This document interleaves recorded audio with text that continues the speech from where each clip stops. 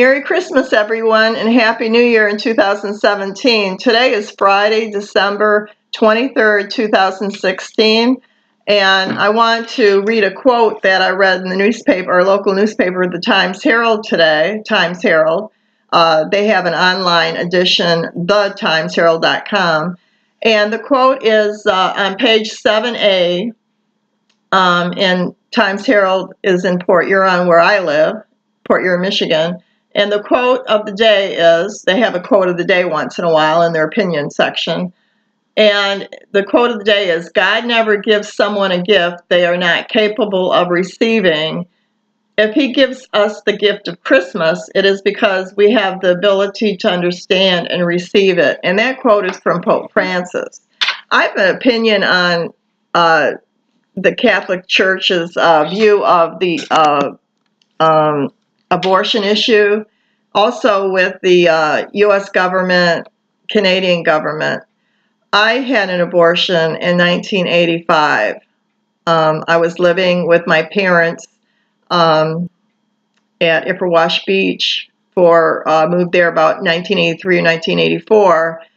In 1985, I moved to London for a while to stay with my sister and her two daughters. I was dating someone then that I had met in Forest, Ontario, Canada, at the Sands Bar, and we started dating and in London because he lived in London. And at the time, I was living with like I said, when I first moved to Canada after separating from my husband, I lived with my parents and on Lake Huron in Ipperwash Beach. And I returned back to the States in 1994 around Thanksgiving. And that's another story. But I'll tell you about the story first about my abortion. My boyfriend that I was dating in London, we both, I got pregnant. And I had asked him if he wanted the baby. And he said, on the telephone, he said no, and flat out no. I know that it's hard for a decision to be made for an abortion on either party, but I lived in a foreign country. Actually, I was there illegally, and for about 10 years till I came back to the States. And I had other considerations to consider. My nieces were really young when they were about 5 and 9. And my boyfriend had 3 children, a younger son, and his twin daughters were around my niece's age, my oldest niece's age. And he was not married either at the time, but he just did not want this baby. So we went to Toronto, Ontario, Canada, Morgenthaler Clinic there. And that's where I had my abortion while he waited in the other room. It cost $300, and he paid cash for it. I, afterwards, still dated him, but I had moved back with my parents to our cottage, which is their retirement home. And from there on, I decided, well, what am I going to do with my life? I wasn't working. I wasn't permitted to work, even though when I went back, I can't remember exactly the year it was when I crossed the Blue Water Bridge to visit my brother in Troy, Michigan. And when I returned back to Canada, they stopped me at customs and they asked me the reason why I was coming over and how much money I had. And so they pulled me in and I talked to me and I said I'm there to help my mom because my dad passed away. And they said I couldn't work, I couldn't vote, and I couldn't go to school. Those are the 3 things the Canadian border, the Blue Water Bridge side of in Point Edward said to me. So they permitted me to stay there for 3 months. This was after my dad died in 1990. He died October 31st, 1990. And so I went back across to live with my mom. To stay there with her. And then I returned back here to Michigan, where I was born in Detroit, Michigan. Going back way back to 1973 with Roe versus Wade in January, Supreme Court voted for abortion being allowed. I graduated from Rumford Adult Education back then in 73. In January, I got my diploma.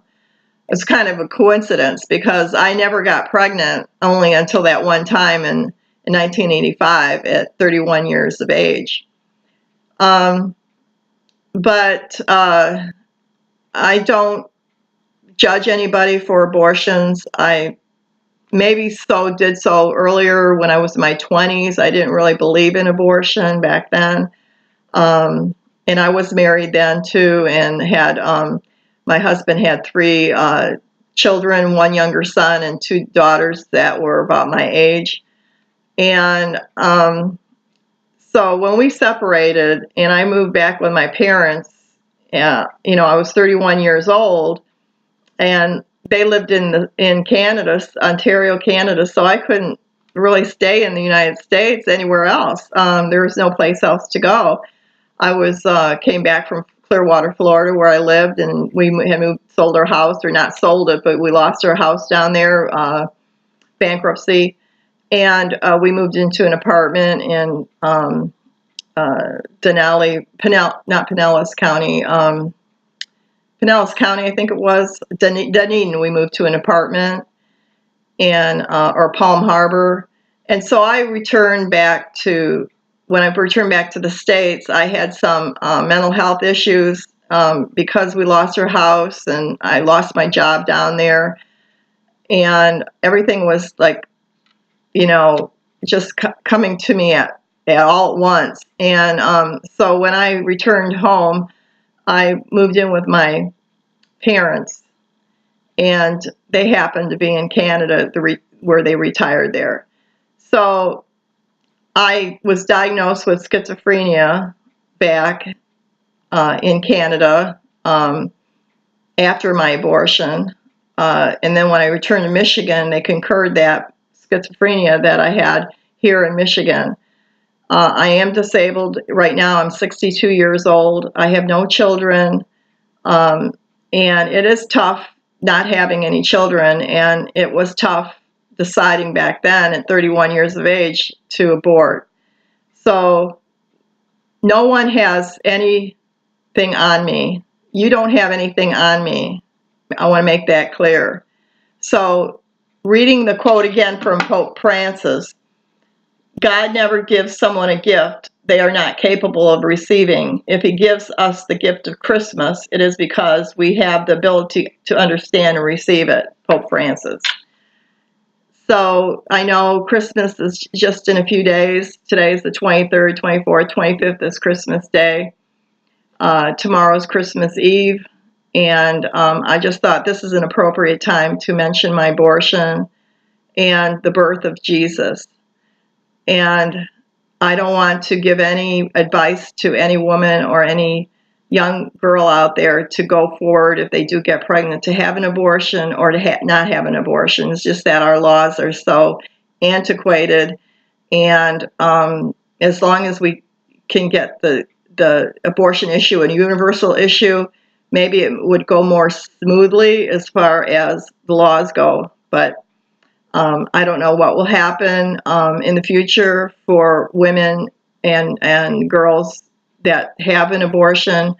But from my outlook of it right now, I've come out of it pretty good. And as far as being disabled, had I been diagnosed earlier, I might not have been had an abortion or had gotten pregnant. Maybe it would have been a lot more easier for me as far as getting married the first time and the only time I was married. So had I known that I had a disability. But no one has a right to take a life, and no one has a right to tell someone they have or don't have the right to an abortion. And that's my point of view of this Christmas, 2016, and the Christmases in the future, and the Christmases in the past. that life goes on whether you have an abortion or not.